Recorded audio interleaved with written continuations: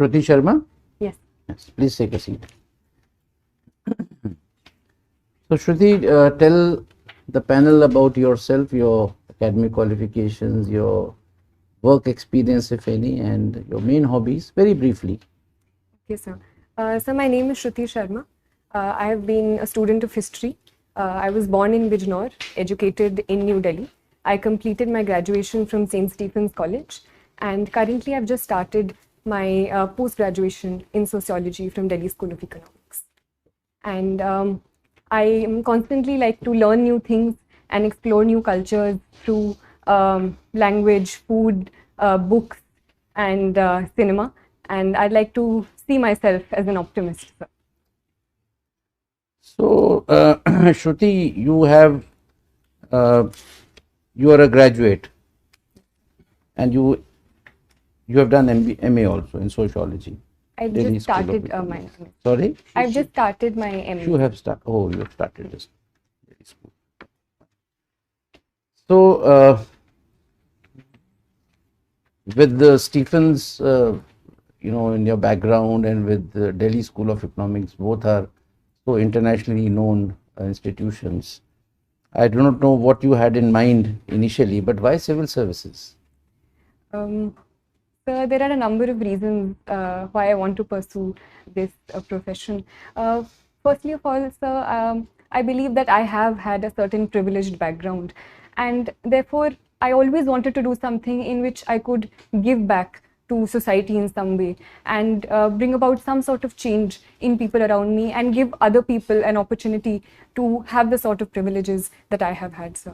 Secondly, I believe, sir, that on a personal level, I believe the diversity and the scope that these services provide can be an avenue for great personal growth and an avenue for learning a lot, which it would provide me, sir.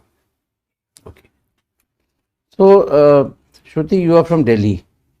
Now, how the safety of women, the perception about safety of women, has changed over the last, say, about 10 years, ever since Nirbhaya happened? Yes, sir. So, the Nirbhaya incident was a turning point in terms of the global discussion that happened around Delhi regarding women's safety. So, in a sense, it was a turning point, and a very bad incident set the precedent for a lot of good steps that were taken post that time period. So, a number of steps have been taken since that time period by the union government and the Delhi government in that regard, ranging from the Nirbhaya Fund to certain steps by the Delhi government to increase CCTV coverage and reduce dark spaces, to also increasing scope for better mobility for women, be it in the space of women marshals in the buses at that point. So I think a certain progress has taken since that time period. Shruti, have you heard of a matter going on, Hindu minority status? Yes, sir. So I just recently What is read the in the issue, news. if you can just throw some light? So, in the limited knowledge that I have currently, sir, about the topic, it is about the authority of the state versus the center in deciding the status of minorities with respect to religion. So there have been certain cases, as far as I recall, sir, such as the TMA Pai case, which talked about whether the minority status can be decided on a state level in terms of religious minorities, or it can only be decided in terms of the central government. So I think that is the issue. No, but this is primarily related to Hindus being given minority status in those states where they are in minority.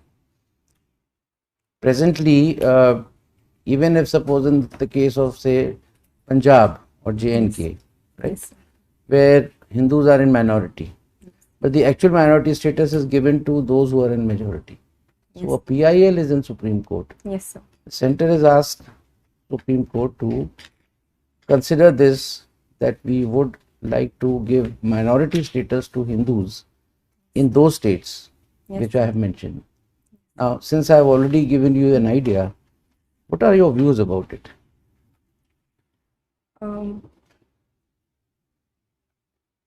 So, the Constitution of India does protect the status of minorities in India as a whole. And so I believe if for certain purposes and for certain positive reasons, the Supreme Court does decide to give minority status in a particular state to reduce atrocities against certain sections within the state, it can be a positive move. Viren sir?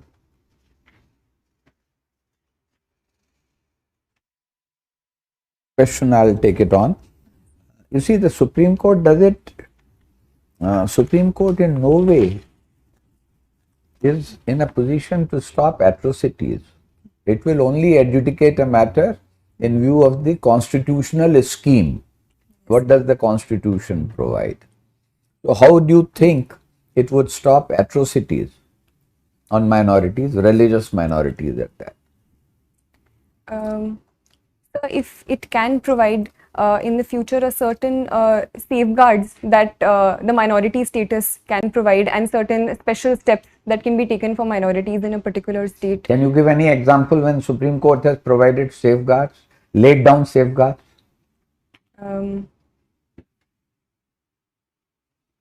You heard of Vishakha's case? Yes. Okay. You've been a student of history. Yes, sir. Who do you think, whom would you rate as a foremost historian of the later Mughals period? Who are later Mughals? So I would say the period after the so-called fall of the Mughals or the decline of the Mughals, so post Aurangzeb, so would possibly be regarded So you as the think later Mughals. Beyond Aurangzeb are the later Mughals? Yes, sir. So which are not considered so high and mighty in the course of their achievements. Okay. Recently, there has been a talk. Certain people feel that there is a need to review and rewrite India's history. What is your take on that? So I personally believe that the writing and rewriting of history has been a continuous part and parcel of history since time and forever. And I believe rewriting of history is always a positive step. But at the same time, I believe this rewriting should be based on certain facts that history recognizes and the range of sources that history as a discipline recognizes. So if the rewriting is done in that regard, it can only lead to more positive debate and discussion in the long term. What do you understand by Warsaw Pact? So the Warsaw Pact was a pact signed in 1955 in the context of the Cold War, led by the Soviet Union. It was a security pact formed in the context of the formation of the NATO and an opposition to the NATO, sir. I have another question from history, on history. Yes. What was standstill agreement? Sir, I can't recollect at this point. Okay. In your resume, I found that you took part in parliamentary debates. Now, how are the at school or college level debates different than parliamentary debates? Sir, in college there are a number of formats of debate we participated in, ranging from parliamentary debate to conventional debating to turncoat style of debating, and there were a lot of variations there. The structure of the debate is a 3-on-3 format. So while certain positions were the same, such as opposition, leader of opposition, there was a whip speech as well. But I believe the parliamentary debates at school were on a particular topic. They were more structured and within a certain time limit, sir. As compared to parliamentary debates in the parliament, I do feel that sometimes they are quite long and are not in a point-to-point format as we discussed in school and college. One of your pastime or hobby is exploring word cinema. Now, what is exploring word cinema? What does it involve? How do you explore it? So the reason I chose the word explore is because I am no authority on world cinema, and I like to see and look at movies as they come to me, and as one leads to the other.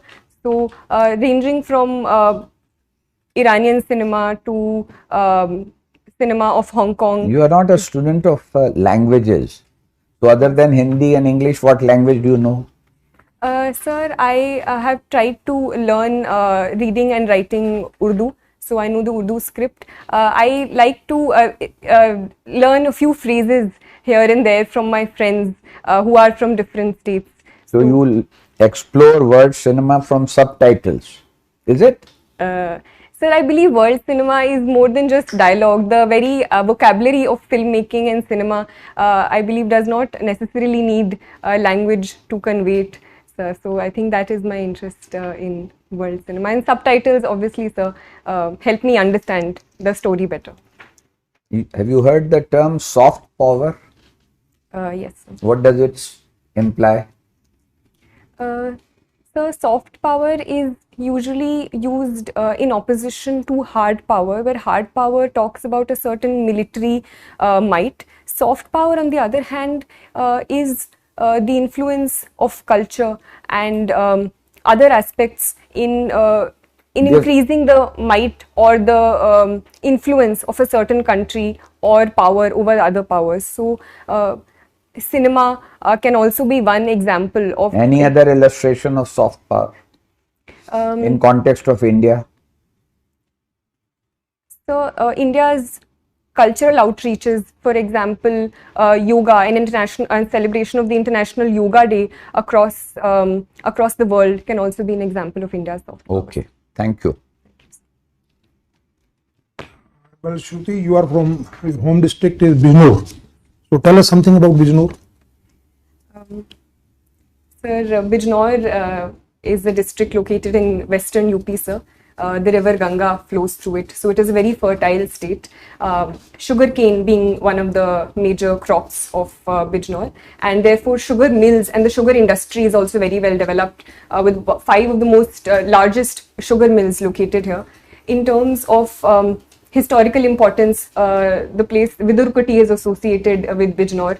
There are a number of prominent personalities from Bijnor, ranging from Vishal Bharadwaj in cinema to poets like Dushyant Kumar, to historical figures like Abul Fazl associated with Akbar sir. So it is truly a very rich. What product has been assigned to Bijnor district as a part of ODOP scheme of government of UP?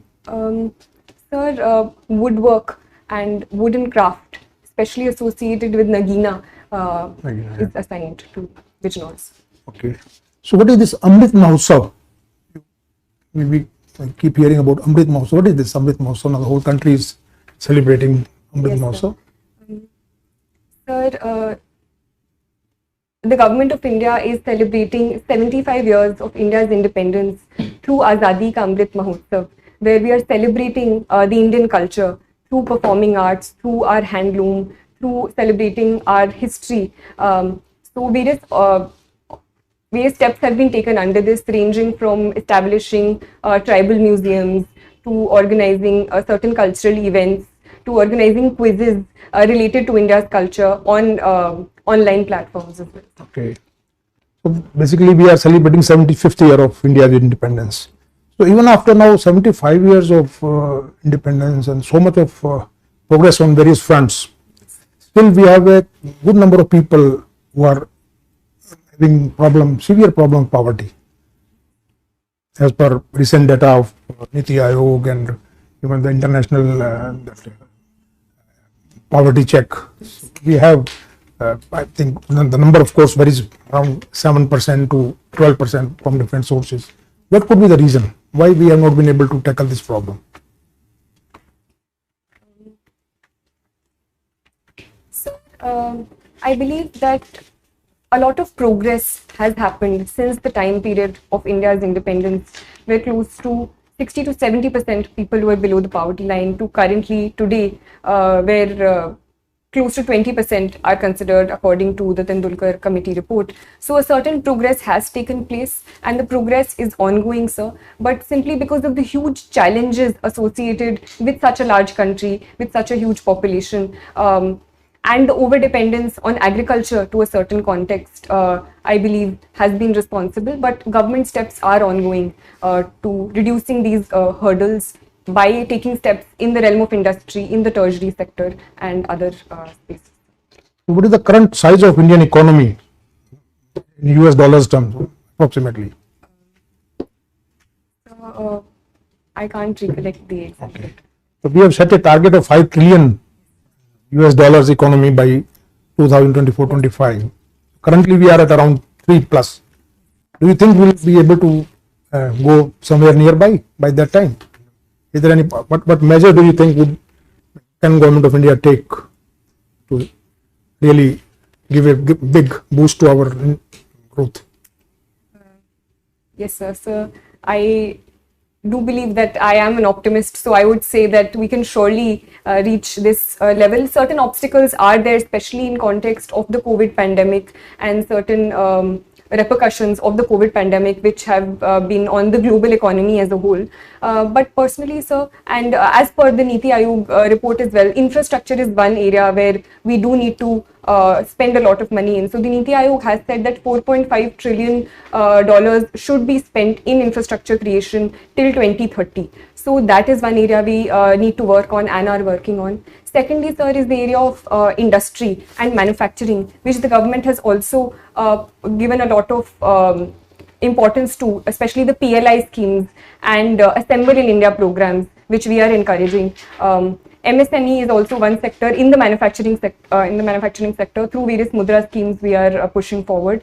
Thirdly, sir, is agriculture, because more than 50% of our population is dependent on agriculture, and unless and until we tap on that front and diversify and add more value added products to agriculture, that can't be done. So in that context, giving importance to food processing industry is important, and bridging the gap between the farmer and the market through technology is also one step. So what is the scheme for basically promoting this food processing industry launched by the Government of India?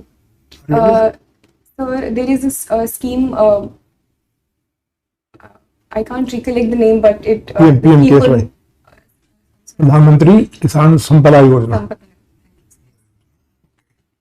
So in your opinion, which is the very significant public policy initiative in the last couple of years by Government of India, which has done really, in your opinion, has done really well?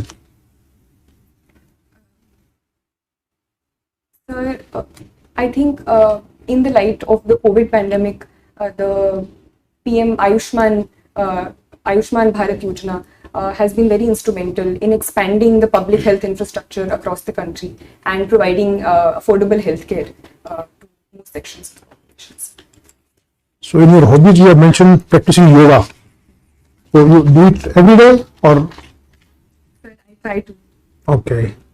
So recently, one very important development has taken place with respect to traditional medicine. Are you aware? Last 1 week only, and quite something to do with WHO, the traditional medicines. I'm sorry, sir. Because we are establishing the first WHO center on traditional medicine. It has been approved. Okay.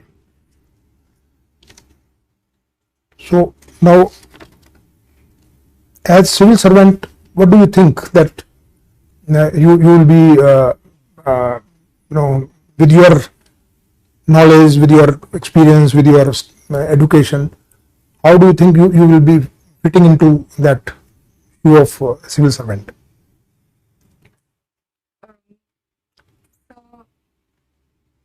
Sir, as per my background, I feel that my background in history can help me understand present social realities in a more wholesome way, and therefore solve them using that background of history and the social sciences, sir. So firstly that. Secondly, sir, I believe I think I do have an ethic of dedication towards my work and personalized work ethic, where I am able to stick to deadlines and perform work in an organized manner. So that I think can help me, sir. Thirdly, I believe, sir, that I like to work in teams, and I have good interpersonal relationships with people around me, and I have been told so. So that also I think can be an asset. So have you any experience of working in a team in your college or university days? Yes, sir. I was in school. I was in the student executive, and I was appointed as the secretary of cultural affairs. Okay. So we organized all school events and participated in and organized all the events during the entire school year. Thank you. Shruti, you are a student of history. Yes. And you have sociology, you're studying sociology. What was your optional paper in the exam? It was history, sir. It was history. Yes, sir. Okay. What stand has India taken on the Ukraine war? So India has taken multiple stand on the Ukraine war. It has taken a very assertive stand in first and foremost condemning the violence perpetrated by both sides. So, and it says that it is bound by the UN Charter and stands for UN Charter and territorial integrity and sovereignty of any nation. It has also been talking to both sides and arguing for and asking for a position of dialogue and diplomacy to solve the war and a complete cessation of conflicts. What is India's voting record in the UN Security Council and General Assembly? Sir, I'm sorry, sir. In the context of the Ukraine war, so India has abstained from any resolutions by either of the two sides condemning the other. Sir. Is abstaining meaningful, or does it mean that it doesn't mean anything? Sir, in the context of India, I think it is a meaningful stand, and it helps India maintain its strategic autonomy on the issue and upholding its national interest in both cases, at the same time providing itself an avenue for talking to both sides simultaneously and not antagonizing any of them. Do you think India's relations with Russia, those relations with Russia are also a factor in this decision? Sir, I believe that India has categorically condemned the violence that is happening. So that is a constant thing which has led to this decision. But at the same time, it has also abstained in the context of making sure that it does not antagonize both sides and at the same time maintains its strategic interests. So. Why is the US so keen to expand NATO to include Ukraine? Why?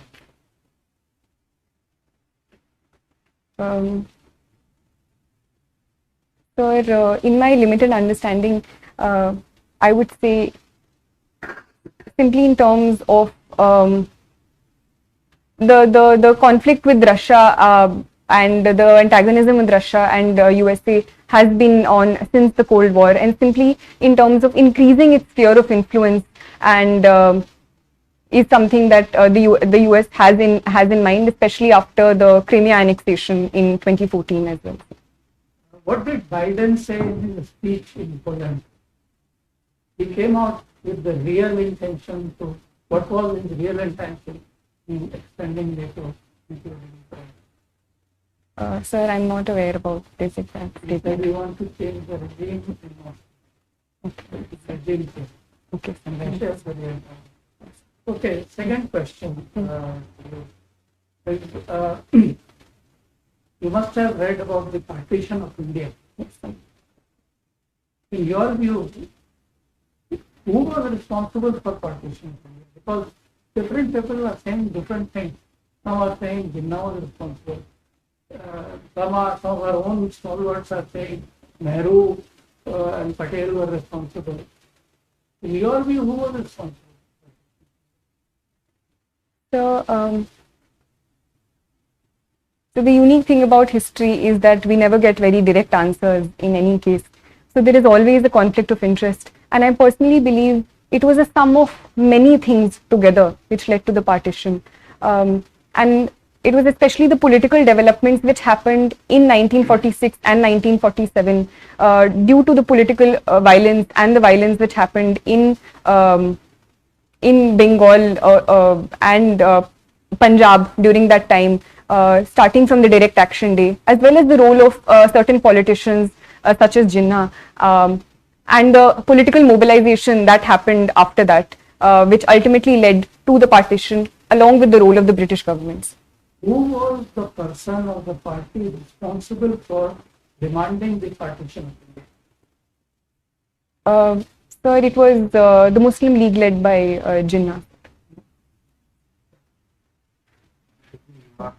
Masters in sociology. Okay.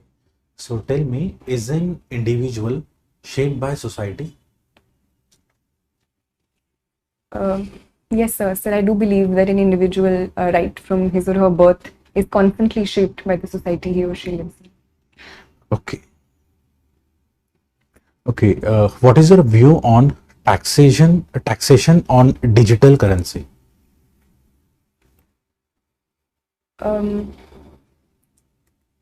So this was a step that was taken in the context of the current budget, and where cryptocurrencies have come under taxation, sir.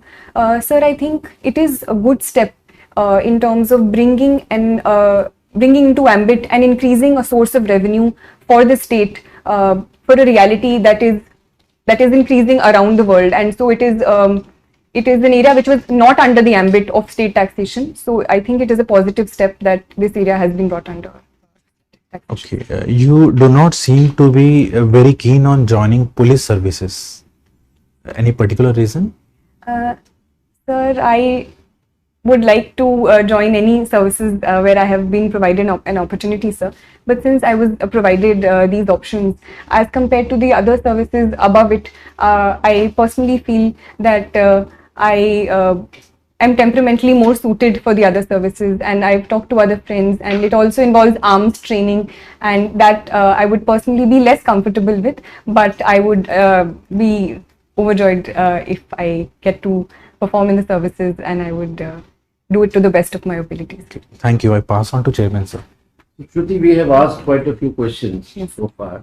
Any question which any topic which we may not have covered, or some topic which may be of your choice, you would like to ask the last question from the subject of your choice? The poetry is something that I... So poetry, tell me which kind of poetry you recite or write, English, Hindi? Sir, I like to read Hindi, English as well as Urdu poetry, sir. But one of my favorite poets recently is Sarveshwar Dayal Saxena, sir. So tell me, how have poetries helped in the India's freedom movement? The poetry is a very potent tool in raising the motivation of people and raising the sentiments of people. So poetry has been a very important part of the freedom struggle as well. One immediate example that comes to my mind is Faiz Ahmad Faiz Subh Azadi, which was in association with the freedom struggle and the partition specifically. So thank you, Shruti. So Shruti, we have good 10 minutes for feedback. Our strong point is that we give, so long as you say that I don't need anything more to know, we will not let you go. Okay, so give your own assessment about how your performance. Sir, I think my performance was okay, sir. There were a few questions that I feel that I could have answered better. So there was a certain question about Ukraine and Russia, where I felt I was repeating myself, so that I. But we didn't feel it. Okay. What else? So there were a few things I couldn't recollect, like the standstill agreement and things that I think I should have answered, like the Biden speech, as well as a factual question asked by Sir.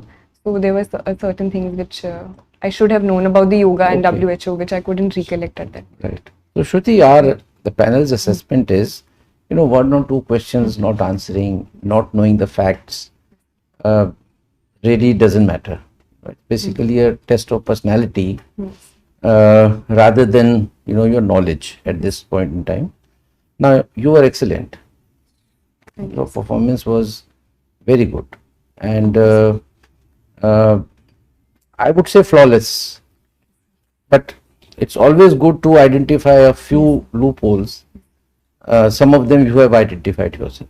So not referring to the answers that you could not give, especially knowledge related, but I will certainly point out your little weakness on the current affairs. Yes. You had not read the newspaper of yesterday, today, and that is why you did not know much about the Hindu minority status matter. Otherwise, you would have, just like other answers, you would have very fluently, you would have answered this. Yes. Number two, we were slightly amazed that when the esteemed member asked you about the how much $1 trillion economy India is, you were just blank. And when he again asked another related question, then you were, you were so fluent and thorough in all the matters, So what made you just keep quiet on that question? Sir, I'm not very good with the facts, and so No. I think I need to brush up on. No, that's okay. So my advice to you is, generally the facts are not asked, right? However, certain macro indicators you're supposed to know. अब कल आपसे कोई पूछे GDP का क्या है, sir वो fact है ये, तो फिर ऐसे तो एवरीथिंग इज अ फैक्ट. सो अब फैक्ट में होगा कि कुतुब मीनार किसने बनाया, ताजमहल किसने बनाया, और कितने वर्कर्स लगे थे ताजमहल में, ये तो नहीं पूछेंगे.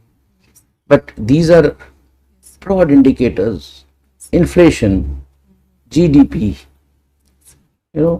how economy has gone down up to what was the negative GDP that we registered during the COVID and all. These are things which you are supposed to know.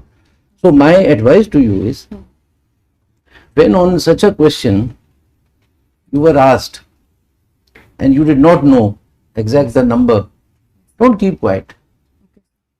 Sir, I am not able to, as you had said in many other questions, I am not able to recall.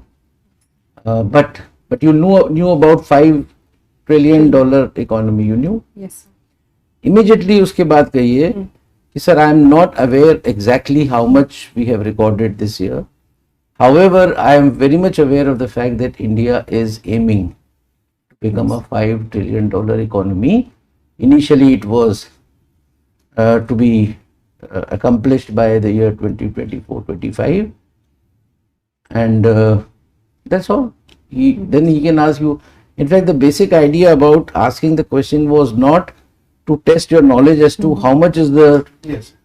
It was basically to know, because if you are not able to answer the first question, he need not go into the details. Yeah.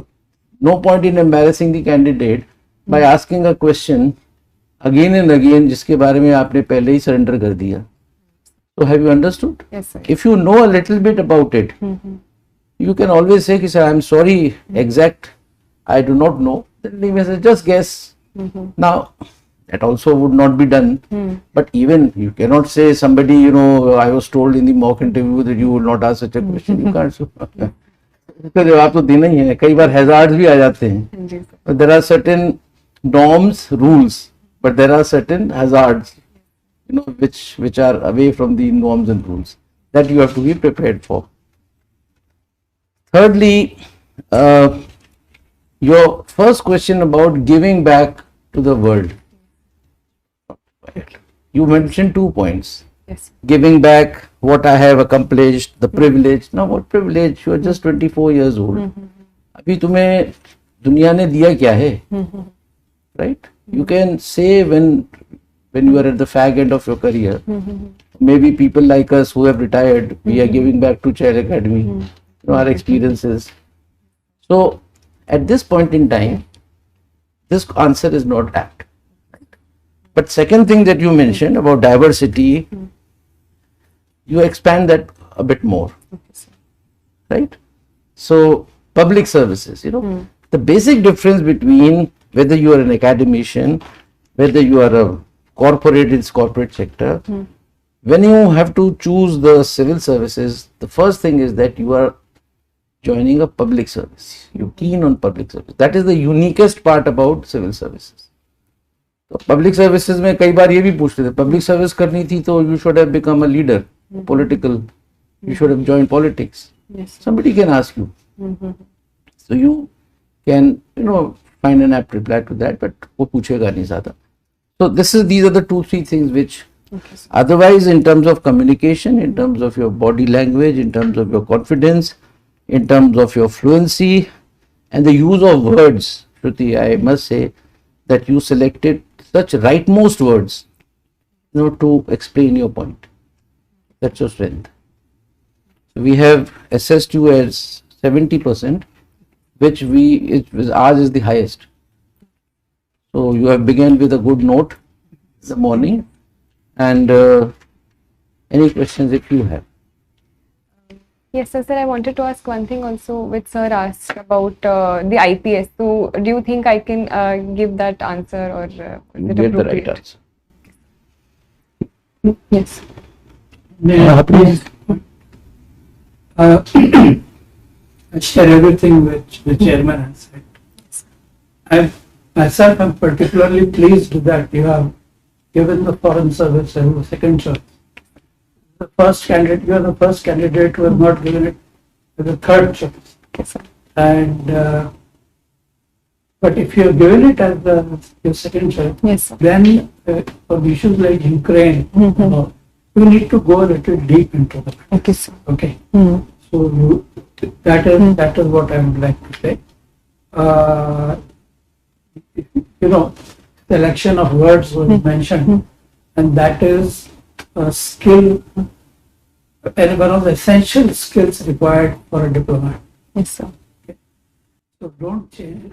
My own advice is don't change your option. I'm joking. Okay, sir. To you.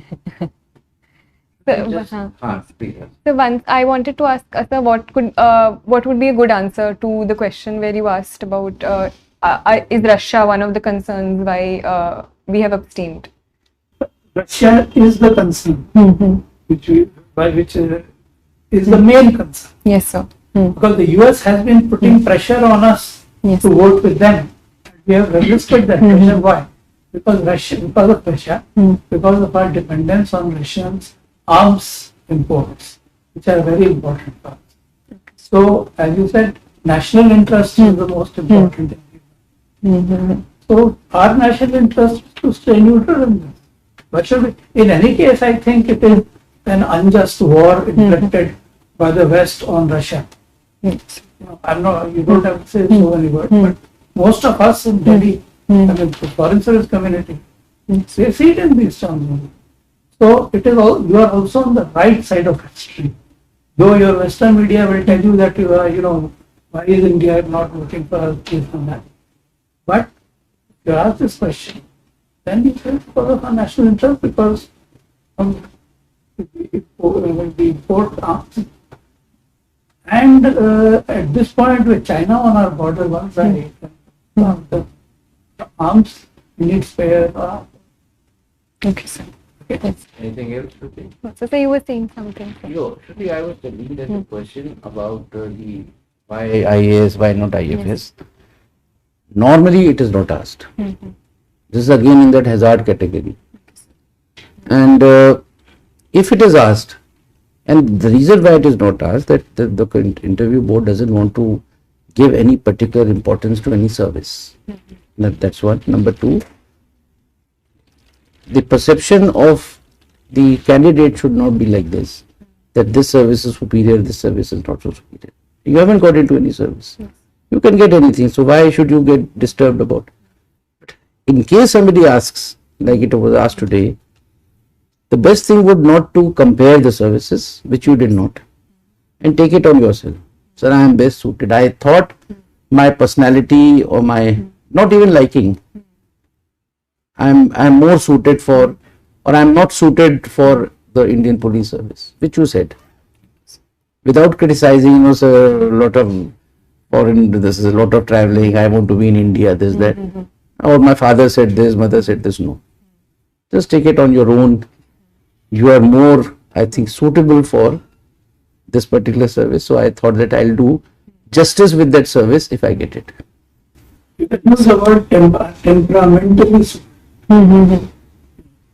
which is a fact. It's not like me. I'm temperamentally not suited to the police. Yes, sir. Yes. Temperamentally. Right?